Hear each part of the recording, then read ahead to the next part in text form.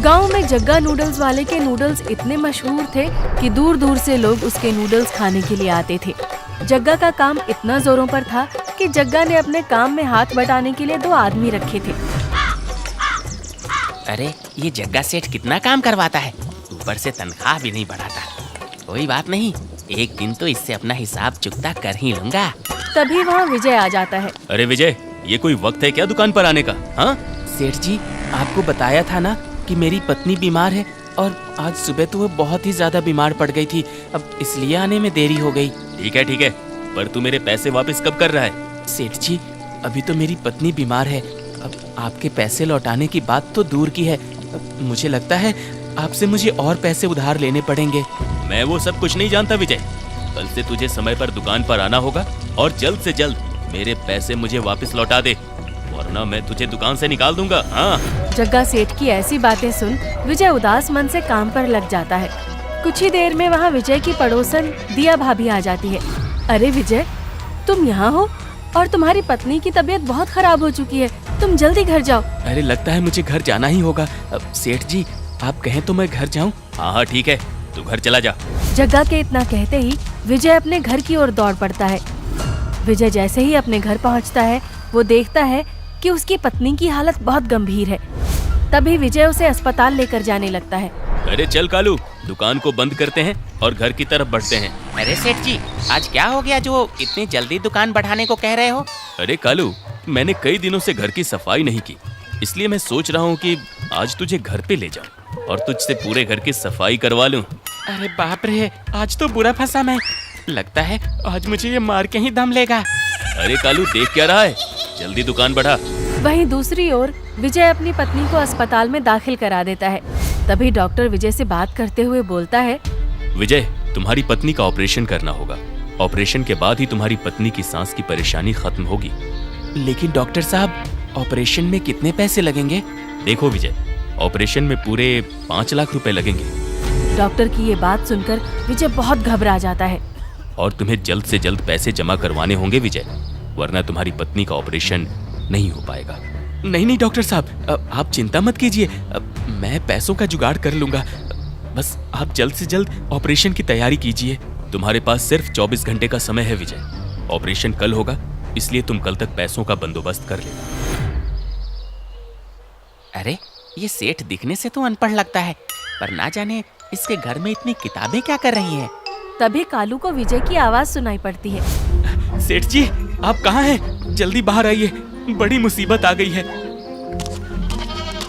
अरे क्या हुआ विजय, क्यों चिल्ला रहा है? सेठ जी, अब आपको क्या बताऊं, डॉक्टर ने सुशीला के ऑपरेशन के लिए 5 लाख रुपए मांगे हैं। क्या आप मेरी मदद कर सकते हैं? आपका बहुत भला होगा सेठ जी। विजय, अभी तक तूने मेरे पहले उधार के पैसे वापस नहीं दिए और तू चाहता है मैं तुझे 5 लाख रुपए दे दूं? और तूने क्या मुझे मूर्ख समझा है? हाँ, 5,000 तू चुका नहीं पा रहा है और 5 लाख की बात करता है। निकल इधर से। सेठ जी, मैं मेहनत करके आपके सारे पैसे चुका दूंगा, कृपा करके आप मेरी मदद कीजिए। अरे तू यहाँ से जाता है या तुझे धक्के मार के इस गांव से निकालूं? सेठ की ऐसी बातें सुन विजय निराश होकर वहाँ से चला जाता है। अरे अब कालू, तू क्या मेरा मुंह देख रहा है? चल जल्दी झाड़ू उठा और पंखे की सफाई में लग जा। हाँ, मैं तो बोतल से निकला हुआ जिन हूँ ना कि पूरी घर की सफाई एक दिन में ही कर दूंगा। मौका मिलने दे सेठ, एक दिन कालू क्या चीज है तुझे दिखाऊंगा जरूर। किताबों की सफाई करते करते कालू को नागतंत्र की एक किताब दिखाई पड़ती है और कालू उसे खोलकर पढ़ने लगता है। अरे वाह, ये किताब तो काफी रहस्यमयी लगती है, एक बार इसे पढ़कर देखता हूँ। कालू काफी समय तक वो किताब पढ़ता रहता है। अरे वाह, यही सही वक्त है अपनी किस्मत को आजमाने का। पर मैं किसी भी तरह की मुसीबत मोल नहीं लूंगा। जो भी इस किताब में लिखा है ऐसा करता हूँ, पहले सेठ पर ही आजमा के देखता हूँ। हाँ, यही सही रहेगा। तभी कालू भागता हुआ सेठ के पास जाता है। अरे सेठ जी, आज के बाद हमारी किस्मत बदल जाएगी और आपको नूडल्स बेचने की भी जरूरत नहीं पड़ेगी। अरे कालू, क्या बकता जा रहा है? काम पूरा हुआ या नहीं? ये सब सुनने के लिए मेरे पास वक्त नहीं है। अरे सेठ जी, आप एक बार सुनकर तो देखो। आपकी इन किताबों में से मुझे एक नागतंत्र की किताब मिली है और इसमें लिखा है कि हमारे गांव के बाहर जो बरगद का बड़ा वृक्ष है ना, वहाँ पर खजाना गड़ा हुआ है परंतु जो भी उस खजाने को खोदने जाएगा वहाँ पर एक नागगण आकर उसे मार डालेगा। अरे तो इसमें इतना खुश क्यों हो रहा है तू? क्या मरने जा रहा है वहाँ? हैं? अबे कालू, पंखे साफ करके जाना मरने, समझा? अरे नहीं सेठ जी, आप पूरी बात तो मुझे बताने दो। इस किताब में उस नागगण से बचने का इसमें उपाय भी लिखा हुआ है। यहाँ लिखा हुआ है कि अगर उस बरगद के वृक्ष पर कोई सफेद कपड़ा बांध दे तो उस नागगण से बचा जा सकता है। पर नागतंत्र की किताब में ऐसा लिखा हुआ है कि वो नागगण किसी को वहाँ पर सफेद कपड़ा बांधने नहीं देते। अरे तो मेरा सर क्यों खा रहा है? कालू, पहले सोच, उस बरगद के पेड़ पर सफेद कपड़ा कैसे बांधा जाए? अरे सेठ जी, आप मेरे होते चिंता क्यों करते हो? मैं उस बरगद के पेड़ पर सफेद कपड़ा बांध आऊंगा। अरे वाह, तू इतना साहसी है, मुझे पता नहीं था कालू, तू मेरे लिए इतना कुछ करेगा। सेठ, अभी तू देखता जा क्या होगा। जब नागों की पूरी टीम तुझे खेतों में दौड़ाएगी ना, तब पता चलेगा कालू क्या चीज है। लेकिन सेठ जी, ये बहुत जोखिम का काम है। अब मैं ये काम मुफ्त में नहीं करूंगा। मुझे पूरे 20 लाख रुपए चाहिए इस काम के। 20 लाख तो नहीं, अगर तू बोले तो 20 लाख जरूर दे सकता हूँ तुझे। सुबह सुबह कुछ खा के आया है क्या? कभी जिंदगी में एक साथ 1 लाख रुपए भी देखे हैं? चल अब निकल इधर से। अरे सेठ जी, आप मेरा विश्वास करो। एक बार वो खजाना आपके हाथ लग गया ना, तो क्या 20 लाख, आप तो अरबपति बन जाएंगे, अरबपति। गांव के सबसे रईस आदमी, और सरपंच भी आपको सलाम ठोकेगा। चल तेरी बात एक बार मान भी लूं, तो कालू इतने पैसे मैं तुझे कहाँ से ला कर दूंगा? जैसी आपकी मर्जी है सेठ जी, देख लीजिए। सस्ते का सौदा है अरबपति बनने का, लेकिन अब किसी को बनना ही नहीं है तो मैं क्या ही कर सकता हूँ। लेकिन एक बार फिर से बोल देता हूँ, अगर कभी आपका मन बदला और अगर आपको खजाना चाहिए तो आपको मुझे पूरे 20 लाख रुपए देने होंगे।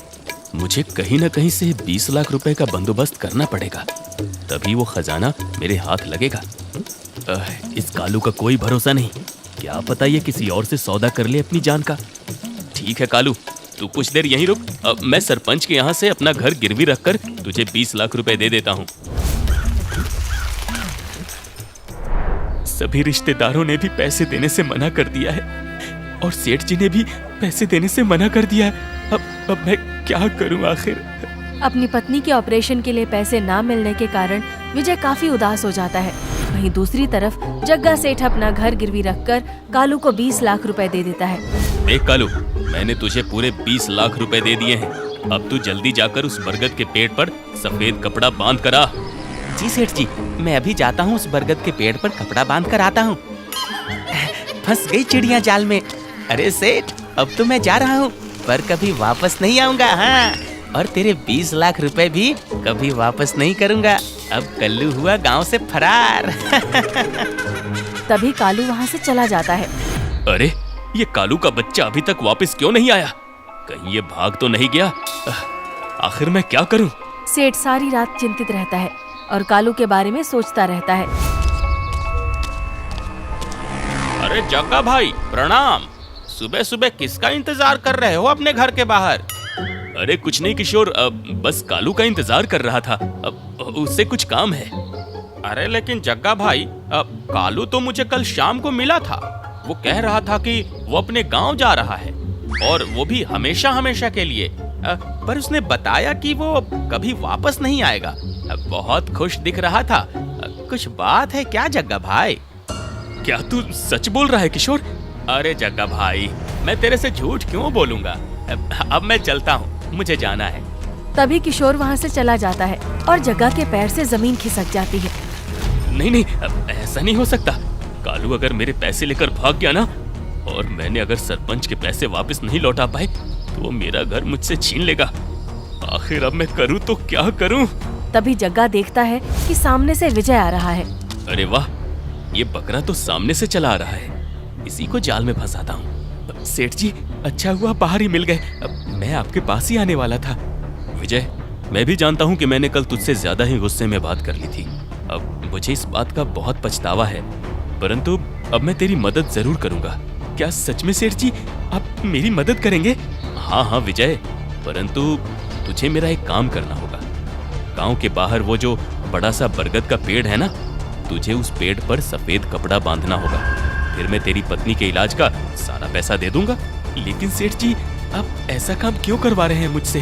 अरे विजय, तुझे अपनी पत्नी का इलाज करवाना है ना, इसलिए चुपचाप उस बरगद के पेड़ पर कपड़ा बांध कर आ। ठीक है सेठ जी, मैं अभी जाता हूँ। तभी विजय उस बरगद के पेड़ के पास चला जाता है और जैसे ही वो कपड़ा बांधने लगता है तभी वहाँ नागगण आ जाता है। तुम्हारी इतनी हिम्मत कि तुम इस पेड़ पर सफेद कपड़ा बांधने चले आए? नागगण को देखकर विजय काफी डर जाता है। देखिए, मैं यहाँ कुछ गलत करने नहीं आया हूँ। मेरी पत्नी बहुत बीमार है और मुझे उसे बचाने के लिए पैसों की सख्त जरूरत है। मुझे मेरे सेठ ने यहाँ भेजा है और मुझे कहा है कि अगर मैं यहाँ पर सफेद कपड़ा बांध दूंगा तो मेरे सेठ मेरी पत्नी के इलाज के लिए मुझे पैसे देंगे। हाँ। अच्छा, तो ऐसी बात है। तभी नागगण अपनी आंखें बंद कर लेता है और ध्यान करता है और विजय की पूरी जीवन गाथा को जान लेता है। विजय, तुम बिल्कुल सही कह रहे हो, परंतु तुम नहीं जानते कि तुम्हारे सेठ ने तुम्हें यहाँ क्यों भेजा है। अब तुम्हें मैं सारी सच्चाई बताता हूँ। आखिर कैसी सच्चाई? तभी नागगण विजय को सारी सच्चाई बता देता है। यहाँ लालच से जो भी सफेद कपड़ा बांधने आता है वो अपनी जान से हाथ धो बैठता है। हम नाग उसे जिंदा नहीं छोड़ते, क्योंकि ये खजाना हमारी अमानत है जिसकी हम कई सालों से हिफाजत कर रहे हैं। अच्छा, तो ऐसी बात है। वो सेठ मुझसे यहाँ कपड़ा बंधवा कर यहाँ का खजाना हड़पना चाहता है। लेकिन तुम चिंता मत करो विजय, तुम यहाँ से खजाना ले जाओ और जल्द से जल्द अपनी पत्नी का इलाज कराओ। क्या क्या सच में ये खजाना मैं ले जा सकता हूँ? हाँ विजय, जल्दी यहाँ से मिट्टी खोदकर वो खजाना निकाल लो और उसमें से कुछ हीरों को बेचकर अपनी पत्नी का इलाज करवा लो और यहाँ से कोसों दूर तुम नया घर खरीद लेना और अपनी पत्नी के साथ खुशी खुशी अपना जीवन व्यतीत करना।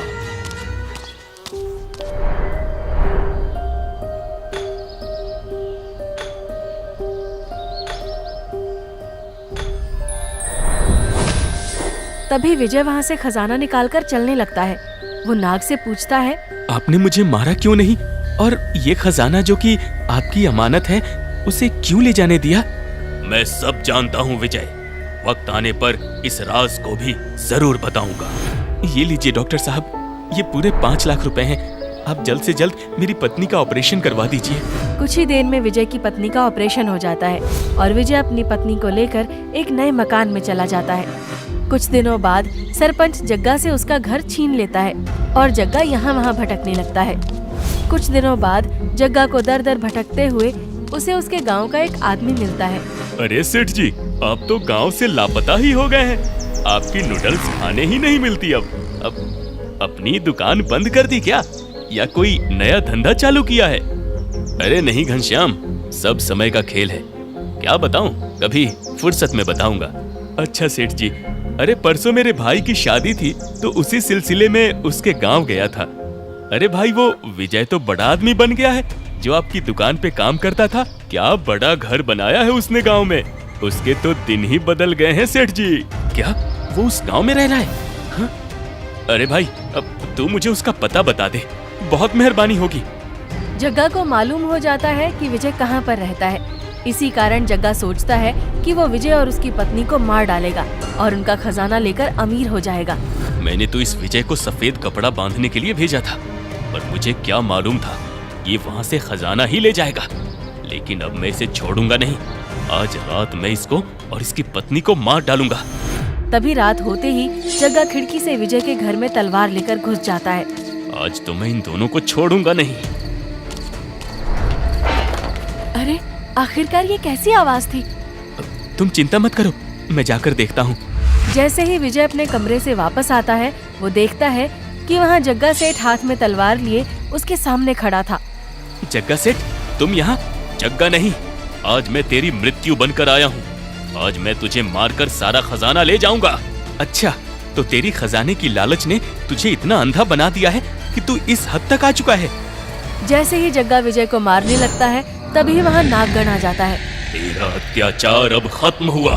तभी नाग की आंखों से लाल रोशनी निकलती है और जग्गा को लग जाती है और जग्गा वहीं भस्म हो जाता है। कोई मुझे बचाओ! आपका एक बार फिर से बहुत बहुत शुक्रिया, पर आप मेरे लिए ये सब क्यों कर रहे हैं? विजय, तुम एक सच्चे इंसान हो और ये सब जो भी तुम कर रहे थे वो अपनी पत्नी के लिए कर रहे थे, जो कि खुद एक बहुत बड़ा काम है। आज मैं तुम्हें एक और बात बता रहा हूँ। तुम्हारी पत्नी पिछले जन्म में हमारे नागलोक की रानी थी, इसलिए हम तुम्हारी इतनी सहायता कर रहे हैं। दूसरा तुम्हारे जगह कोई और होता तो अपनी पत्नी को बचाने का इतना प्रयास कभी ना करता, लेकिन तुमने हर मुमकिन प्रयास किया, इसलिए हम तुमसे काफी प्रसन्न हैं। इसमें मेरा कोई योगदान नहीं है विजय। अच्छे लोगों की हमेशा जीत होती है। मैं तो केवल एक माध्यम हूँ और आज के बाद कोई भी तुम्हें तंग नहीं करेगा। तुम खुशी खुशी अपना जीवन व्यतीत कर सकते हो।